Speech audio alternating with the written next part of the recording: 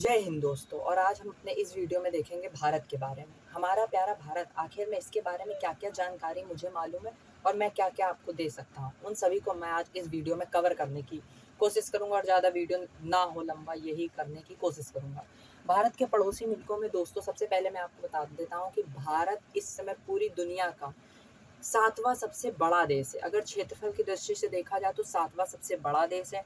और अगर दोस्तों हम इसको अगर जीडीपी के अनुसार देखें तो भारत की दुनिया की 5वीं सबसे बड़ी अर्थव्यवस्था है। दुनिया का दूसरा सबसे अधिक जनसंख्या वाला देश है। और उसके अलावा भी बहुत सारी चीज़ें हैं दोस्तों, उनके बारे में आज हम फोकस करते हैं। दोस्तों भारत के पड़ोसी मुल्कों में टोटल 8 हैं। भारत के टोटल 8 पड़ोसी मुल्क हैं, जिनमें से जो भारत का पश्चिमी एरिया में सबसे पहला देश है उसका नाम है पाकिस्तान, जो भारत का पश्चिमी पड़ोसी मुल्क है। वेस्टर्न साइड हम जानते हैं कि जब भी हम नक्शे में पढ़ते हैं तो नक्शे में इस साइड के रीजन को ईस्ट कहते हैं, इस साइड के रीजन को वेस्ट कहते हैं, ऊपर के रीजन को नॉर्थ कहते हैं और नीचे के रीजन को साउथ कहते हैं। तो दोस्तों इसी तरह से इस मैप में भी अगर हम इससे कंपेयर करें तो वेस्ट साइड इस साइड आ रहा है। इस साइड आने के कारण दोस्तों पाकिस्तान हमारा वेस्ट साइड में, और दोस्तों हमारे नॉर्थ साइड में अफगानिस्तान है, जिसके साथ भारत किसी समय में 190 किलोमीटर की लंबी सीमा की छोटी सी सीमा का बाउंड्री शेयर करता था अफगानिस्तान के साथ। लेकिन वर्तमान में यह हम लोग नहीं कर पा रहे हैं, इसके साथ हमारा बाउंड्री शेयर नहीं हो रहा अफगानिस्तान के साथ, क्योंकि पीओके का रीज़न है। जो भारत का ये ऊपरी भाग है इसे पीओके कहा जाता है, जो इस समय भारत के पास है नहीं, ये वर्तमान में पाकिस्तान के पास है। 1947 में पाकिस्तान की आर्मी ने पहले ही भारत के आक्रमण के पहले ही पाकिस्तान की यहाँ पर आर्मी पहुँच चुकी थी, इसलिए एरिया हमसे कट गया था। 1947 के बाद ये एरिया पाकिस्तान के पास है, जिसे हम लोग पीओके कहते हैं, पाकिस्तान ऑक्यूपाइड कश्मीर। उसके अलावा दोस्तों ये रीजन है एक, जिसे हम लोग लद्दाख का रीजन कहते हैं। ये 1962 के वॉर में, सिनो इंडियन वॉर में, जिसे इंडो चाइना वॉर भी कहा जाता है, उस वॉर में भारत ने गंवा दिया था, इसलिए ये क्षेत्र वर्तमान में चीन के पास है। कुछ क्षेत्र इसमें अरुणाचल प्रदेश का भी चीन ने लिया था, बहुत छोटा सा रीजन था, इसलिए उसको नक्शे में दिखा नहीं सकता हूँ, क्योंकि अगर मैं वो भी रीजन ज़्यादा हो गया जो मैंने अभी दिखाया। ये भी रीजन बहुत छोटा सा रीजन, चाइना ने अरुणाचल प्रदेश में ही कब्जा किया है, एक कोई शायद जो बॉर्डर लाइन है वहीं पे। उसके अलावा दोस्तों हमारा नेपाल है पड़ोसी मुल्कों में, चाइना है, भूटान है, बांग्लादेश है, श्रीलंका। दोस्तों मैं बता दूं, बांग्लादेश है जो देश, ये बांग्लादेश कोई कंट्री नहीं थी। 1971 के बाद ये कंट्री बनाई गई है। इसे 1971 के पहले वेस्ट पाकिस्तान कहा जाता था, वो ईस्ट पाकिस्तान कहा जाता था, और इसे वेस्ट पाकिस्तान कहा जाता था। इसका पूरा नाम था वेस्ट पाकिस्तान, इसका नाम था ईस्ट पाकिस्तान। इसलिए पाकिस्तान को बहुत दिक्कतें होती थी, क्योंकि उसके 2 एरिया थे, एक ये एरिया था पाकिस्तान का, ये एरिया, और एक ये एरिया था पाकिस्तान का। तो इसमें पाकिस्तान को बहुत ज़्यादा दिक्कतें होती थी। इस समय इंडिया पर 1962 में भारत ने बहुत सारे वॉर लड़े हैं। 19 कोल्ड वॉर के दौरान भारत ने बहुत सारे वॉर लड़े हैं, चाहे वो चाइना हो, चाहे वो पाकिस्तान हो, चाहे किसी भी कंट्री के साथ भारत ने बहुत सारे वॉर झेले हैं। इसमें सबसे पहला वॉर था जो इंडिया और चाइना का वॉर था, जो 1962 में लड़ा गया था। इसमें भारत की हार हो गई थी, नवंबर के मंथ में भारत ने हार मान ली थी इस वॉर में। इसमें बहुत बड़ी उस समय दोस्तों भारत के प्रधानमंत्री पंडित जवाहरलाल नेहरू जी के द्वारा काफ़ी गलतियां की गई थी, जो 1962 के वॉर के दौरान की गई थी, क्योंकि उस समय भारत के जो एयरफोर्स थी वो चाइना की एयरफोर्स से काफ़ी ज़्यादा शक्तिशाली थी, और भारत की कंडीशंस भी नेचुरली तरीके से भारत काफ़ी सिक्योर था पूरी दुनिया से। अगर मैं बताऊं तो अगर आप ये जानते होंगे कि ये ऊपर का रीज़न है, ये पूरा हिमालय का रीज़न है, ये पूरा हिमालय का रीजन है, यानी इंडिया और चाइना के बीच में वैसे भी एक हिमालय पहाड़ी तो खड़ी हुई है, जो इंडिया को बचाती है चाइना के द्वारा। पहाड़ी एरिया में जो बॉम्ब होते हैं और युद्ध करना काफ़ी मुश्किल होता है, क्योंकि भारत पहाड़ी एरिया में ऊपर रहता ही है टॉप पे, और यहाँ पर तिब्बत का पठार है, जिसे दुनिया की छत भी कहा जाता है। तिब्बत का ऊपरी भाग है जो पामीर है, इसे कहा जाता है दुनिया की छत। पामीर का पठार दुनिया की छत कहलाता है। और दोस्तों भारत नेचुरली तरीके से काफ़ी सिक्योर था उस समय में अगर देखा जाए, क्योंकि यहाँ पर तिब्बत का पठार है जो वैसे ही बहुत ऊंचा है। तिब्बत के पठार की ऊंचाई है 5,000 मीटर, 5000 मीटर यानी 5 किलोमीटर ऊंचा है, 5 किलोमीटर ऊंचाई पर है ये तिब्बत का पठार है। और तिब्बत के बारे में चाइना को ज़्यादा जानकारी नहीं थी। इसका होने के कारण क्यों है दोस्तों, क्योंकि ये क्षेत्र तिब्बत का है और तिब्बत को चाइना ने 1959 में इन्वेड कर लिया गया था। मात्र उसको 3 साल पहले यानी 1962 में तो भारत से उसने वॉर की। 1962 के दौरान चाइना ने भारत के साथ वॉर की, इंडो चाइना वॉर ये तो 1962 में थी। लेकिन उससे मात्र 3 साल पहले यानी 1959 में तिब्बत पर कब्जा किया था चाइना ने। तो इनको ज़्यादा गैप नहीं था, मात्र 3 साल का गैप था, जिसके कारण इनको तिब्बत के बारे में ज़्यादा नॉलेज नहीं थी। वैसे चाइना काफ़ी कोशिश कर रहा था कि तिब्बत के बारे में हम अधिक से अधिक जानकारियाँ प्राप्त कर सकें और किस तरह से हम इंडिया से वॉर कर सकते हैं। दोस्तों पठार क्या होता है, पठार को इंग्लिश में कहते हैं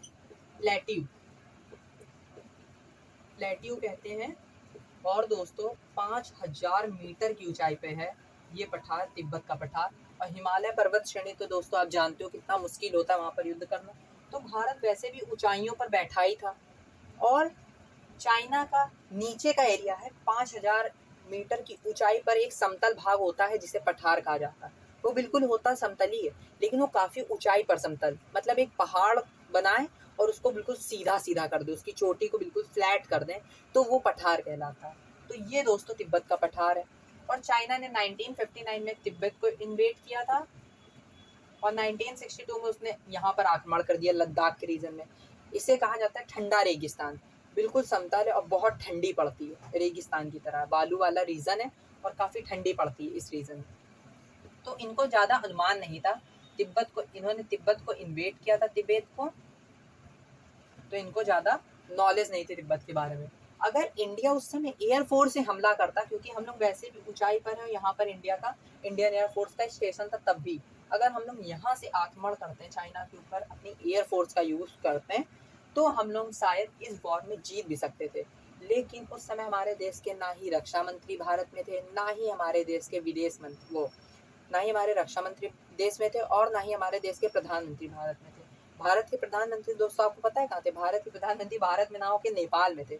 जब वो काठमांडू एयरपोर्ट में दोस्तों उतरे थे, तब वहाँ के एक जर्नलिस्ट ने उनसे पूछा कि आपके देश पर चाइना ने आक्रमण कर दिया, तो उन्होंने कहा कहाँ कोई आक्रमण हुआ, और अगर कोई आक्रमण हुआ भी है तो भारत उसी की भाषा में उसको जवाब देगा। यानी कि आप इंटरनेशनली लेवल पे जाके किसी देश की आप बेइज्जती कर रहे हैं, तो इससे चाइना को और ज़्यादा खराब लगा और चाइना और ज़्यादा आक्रामक हो गया लद्दाख के रीजन में। तो 1962 के वॉर में भारत हार गया इस रीजन को और भारत के पास वर्तमान में ये एरिया है।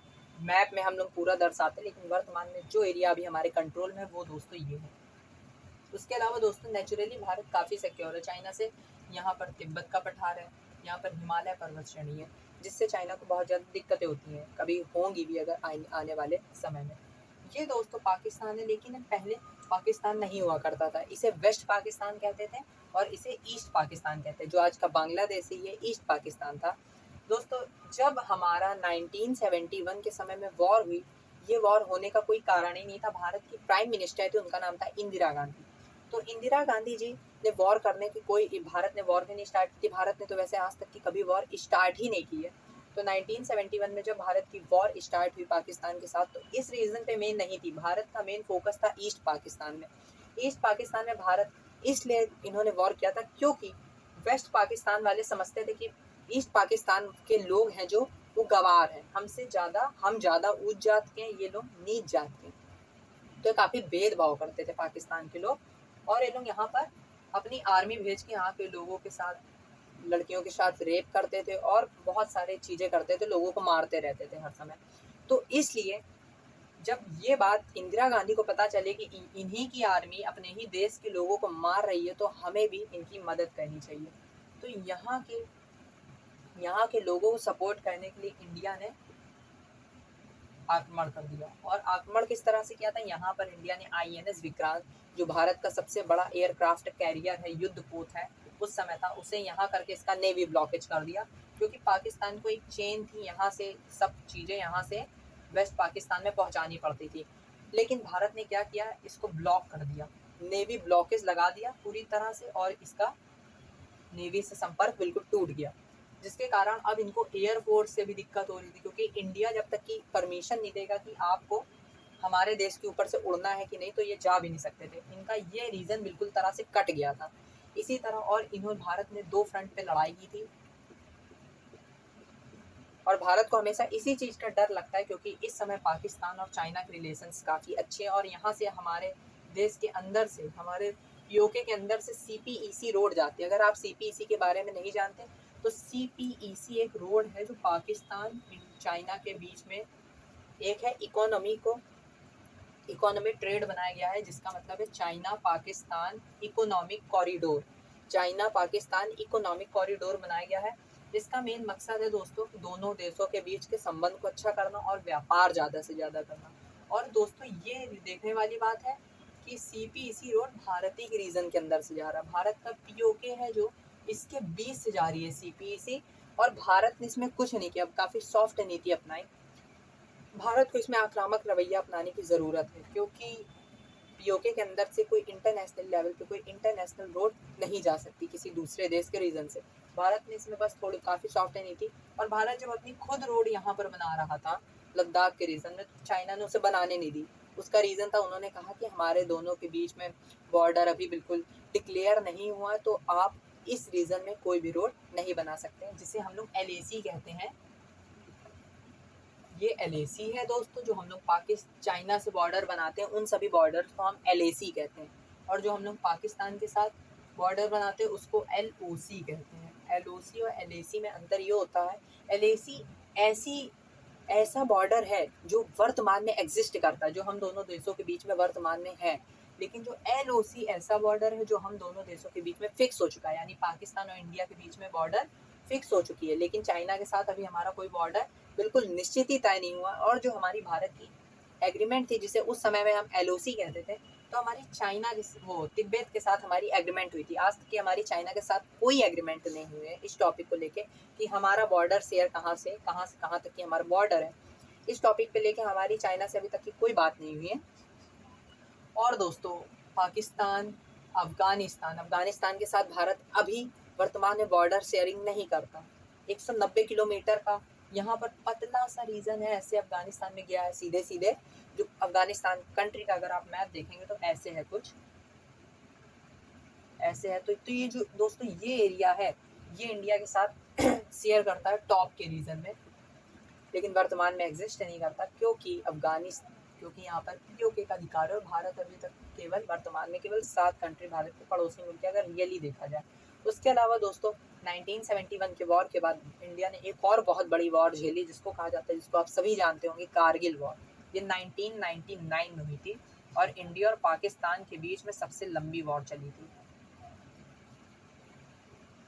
इसमें दोस्तों हमारा इजराइल का काफ़ी सपोर्ट था इंडिया को जिताने में, क्योंकि 3 महीने तक की लंबी वॉर, वो भी इंडिया की पाकिस्तान से हो रही, यानी पाकिस्तान भी काफ़ी पावरफुल हो चुका है, उसको कम नहीं आ सकते। आजकल हम लोग सभी कुछ इंडिया की पावर की बात करते हैं। इंडिया हर चीज़ में अगर आप देखेंगे डिफेंस में, तो इंडिया बहुत पावरफुल है पाकिस्तान से। लेकिन दोस्तों अगर मैं आपको बताऊं कि कुछ ऐसे भी एरिया हैं जिसमें पाकिस्तान हमसे बहुत आगे निकल चुका है, तो आप क्या कहेंगे? ऑफकोर्स कुछ उल्टा सीधा कहेंगे। तो दोस्तों मैं आपको बता दूं कि एटम बम, न्यूक्लियर बॉम्बिंग के अनुसार भारत के पास इस समय 155-160 परमाणु बम है। लेकिन इस समय अगर हम लोग सिप्री की अभी एक रिपोर्ट आई है, न्यूक्लियर बॉम्ब में पाकिस्तान हमसे बहुत आगे निकल चुका है, हमसे दुगना तिगुना, हमसे बहुत ज़्यादा उसकी एडवांस टेक्नोलॉजी हो गई है, और काफ़ी मिसाइल सिस्टम उसके अलग अलग हो चुके हैं। भारत इस समय न्यूक्लियर बॉम्ब का यूज़ करने के लिए अग्नि 5 मिसाइल का यूज़ कर रहा है, लेकिन वो इससे बहुत एडवांस लेवल की मिसाइल का यूज़ कर रहा है। इसलिए भारत को भी अपने डिफेंस लेवल पे थोड़ा ध्यान देने की ज़रूरत है। वैसे भारत के वर्तमान के जो प्राइम मिनिस्टर है माननीय नरेंद्र मोदी जी, बहुत ज़्यादा ध्यान दे रहे हैं भारत की डिफेंस नीतियों को लेकर, लेकिन भारत को और भी इंटरनेशनल लेवल पे अग्रेसिव होने की ज़रूरत है। सिक्योरिटी काउंसिल में भी जो UNSC होता है, UNSC United nation security council, इसमें भी भारत काफ़ी सॉफ्ट नीति अपनाता है। भारत के पास भी इस वर्तमान में वीटो नहीं है। पूरी दुनिया के 4 देश हैं जिन्हें G4 कहा जाता है, वो इस समय वीटो को लेने की कोशिश कर रहे हैं, वो जानते हैं कि हम इस समय इतने सक्षम हो चुके हैं कि हमें वीटो की ज़रूरत है। और उन 4 देशों में भारत भी एक है। उन 4 देशों में दोस्तों कौन-कौन है? एक है ऑस्ट्रेलिया, दूसरा है जापान, तीसरा है इंडिया और चौथा है ब्राज़ील। ये दोस्तों 4 देश हैं जो इन G4 का एक ग्रुप बना है। अगर आप गूगल पे सर्च करेंगे G4 तो इसके बारे में आपको पूरी इन्फॉर्मेशन मिल जाएगी। इन सब का एक ही मकसद है कि हम लोग अब इतने पावरफुल हो चुके हैं और इतने सक्षम हैं कि हम लोग भी वीटो का यूज़ कर सकते हैं। लेकिन अभी वर्तमान में केवल 5 ही देशों के पास वीटो है और वो सभी 5 देश हैं अगर देखेंगे तो उनमें से है जो 3 है कैपिटलिज्म और 2 है कम्युनिज्म। कैपिटलिज्म में कौन-कौन सी दोस्तों वीटो में? एक है यूएसए, ये वीटो है इसके पास। उसके अलावा दोस्तों कौन सा है? उसके अलावा है ब्रिटेन, यूके जिसे कहते हैं हम, यूनाइटेड किंगडम। तीसरी दोस्तों कौन सी? तीसरी है दोस्तों हम जानते हैं फ्रांस।